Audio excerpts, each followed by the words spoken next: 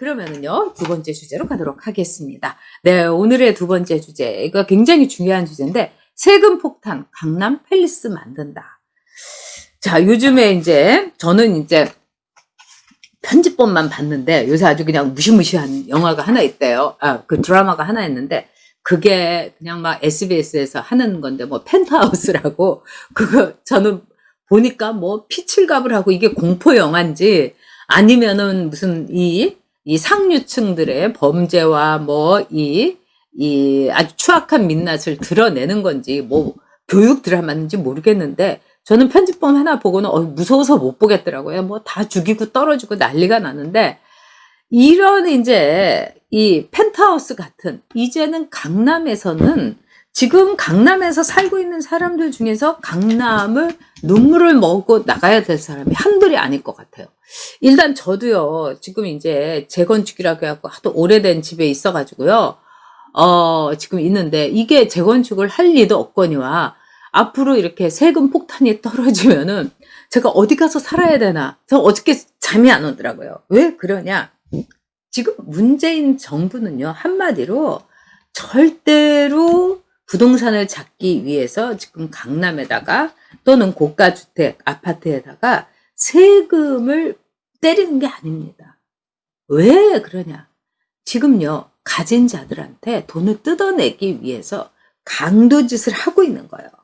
그러니까 예를 들어서 강남에 뭐 20억, 30억 있는 아파트, 강남 아니더라도 서울에 있는 아파트에 사는 사람들은 1년에 세금을요, 3천만 원에서 4,500만 원, 5천만 원을 내게 된다는 거예요. 그러면 나라에 1년에 5천만 원의 돈을 뜯기는 거예요. 그리고 이게 점점 올라가게 되는 겁니다. 그러면 이거는 뭘 뜻하겠어요? 사유재산을 갉아먹는 거죠. 그러면 정말 마이너스 통장 갖고는 안 되고 집을 잡혀가지고 세금을 내야 되는 그런 지경까지 있으니까 점점 갖고 있는 사유 재산을 완전히 쓸어가 버려서 너도 나도 다 집 없는 천사 만들겠다는 게, 즉 집 있는 부자에서 집 없는 천사를 만들겠다는 게 이 문재인 정권의 말하자면은 목표인 거예요. 다 가난하게 만들겠다. 그래서 우리가 주구장창 정권 유지하겠다. 이게 문재인 정권 주사파들입니다. 그래서 일단요, 이 강남 팰리스, 정말 무슨 뭐 펜트하우스, 펜트하우스의 헤라 팰리스처럼 이 강남 팰리스가 헬 팰리스가 되는 거죠. 그래서 일단은요, 셀러리맨이라든가, 그 다음에 은퇴한 사람들, 이런 사람들은 강남에서 여러분 절대로 살 수가 없어요. 자, 셀러리맨도요, 1년에 4천만 원, 3천만 원 정도의 세금을 보유세, 즉 종부세에다가 재산세를 합해서 3천만 원에서 4천만 원을 내려면 이건 웬만한 사람, 그것도 잘 나가는 사람의 연봉이에요. 그래서 강남에서 살려면 셀러리맨들은요, 2억 원 이상의 연봉이 있어야 강남에서 세금 내고 살 수 있다는 거예요. 지금 전문가들의 얘기가. 그 다음에 똘똘한 집 한 채든, 유일한 집 한 채, 유일한 재산 집 한 채, 아파트 하나 강남에 갖고 있는 은퇴자들, 이런 분들이 어떻게 4천만 원, 5천만 원에 재산세를 냅니까? 그럼 이분들은 집을 팔고 나오는 수밖에 없어요. 근데 집을 팔면은 이 집을 파는 데 대해서 세금을 또 왕창 올려가지고 거의 30% 내지는 40%는 이 문재인 정권한테, 좌파 정권한테 갖다 바치는 거예요. 여러분, 이거는 정말 무시무시한 일입니다. 정말 무시무시한 일이. 이제 강남 좌파들도 쫓겨나게 되는 거죠. 응? 왜 그러냐? 강남 좌파들이 대부분 아버지가 아버지가 사준 집에서 살거나, 아니면 아버지 집에서 전세로 살거나 이랬을 거예요. 그러면서 패션 좌파, 아르마니 좌파, 강남 좌파, 바이든도 샴페인 좌파죠. 그런데 이제는 그 세금은 자기가 내야 되는 건데 낼 수가 없는 거예요. 그러니까 강남 좌파가 의정부 좌파라든가 안산 좌파라든가 분당 좌파 갔다가 분당 찍고, 그 다음에 군포 찍고 평촌 찍고 이렇게 될 수가 있는 거죠. 그래서 강남 좌파 여인하루님 고소하다고 그러셨는데, 진짜 그런 점은 고소하긴 한데, 지금 이 법 자체가 트루블링님 말씀대로 이 세금을 이렇게 무지막지하게 뜯어가는 게 정말 잔인한 겁니다. 그래서 이 국가라는 이름으로요, 강도짓을 하는 거예요.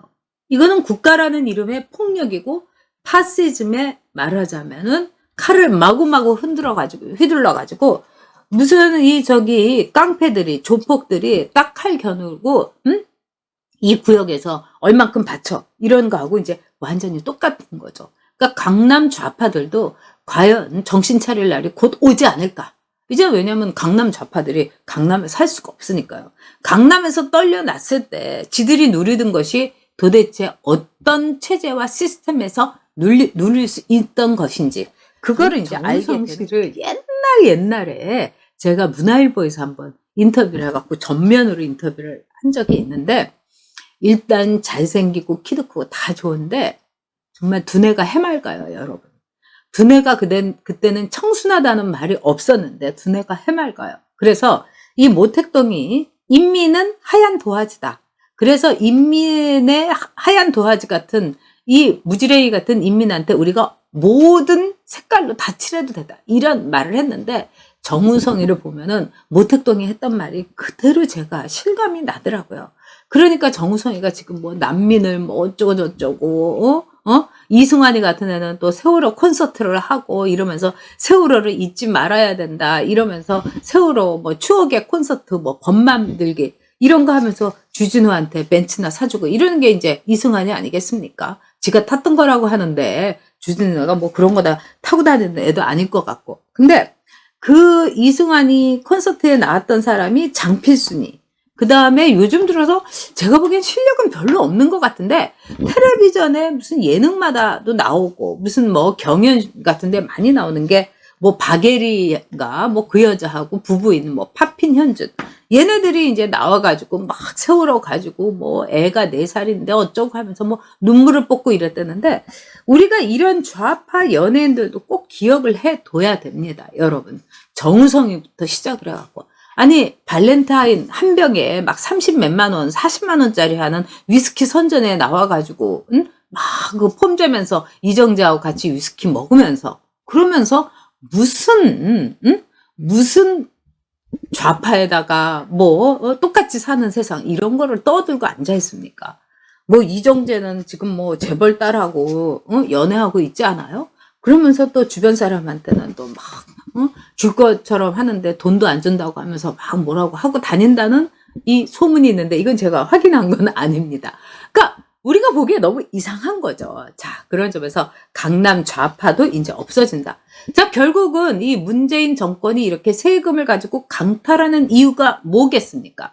부동산 잡으려는 것이 아니라 여러분도 잘 알겠지만 우리의 사유재산권을 말하자면 침해하려고 그러는 거예요.